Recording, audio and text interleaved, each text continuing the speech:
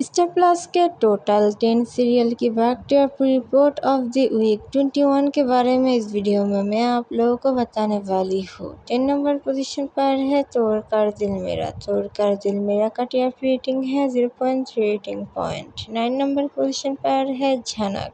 झनक सीरियल का TRP rating है 0.5 रेटिंग पॉइंट। 8 नंबर पोजीशन पर है Mr and Mrs Parashuram. Mr and Mrs Parashuram का टीआरपी रेटिंग है 0.6 रेटिंग पॉइंट। 7 नंबर पोजीशन पर है आरती अंजलि अवस्थी। आरती अंजलि अवस्थी का टीआरपी रेटिंग है 0.7 रेटिंग पॉइंट। 6 नंबर पोजीशन पर है तुम देना साथ मेरा। तुम देना साथ मेरा सीरियल का टीआरपी रेटिंग है 0.9 rating point.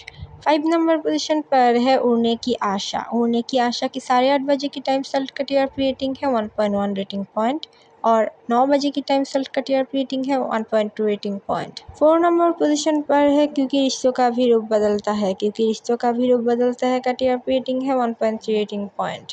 3rd number position पर है रिश्ता क्या कहलाता है। रिश्ता क्या कहलाता है का टीआरपी रेटिंग है 1.3 रेटिंग पॉइंट।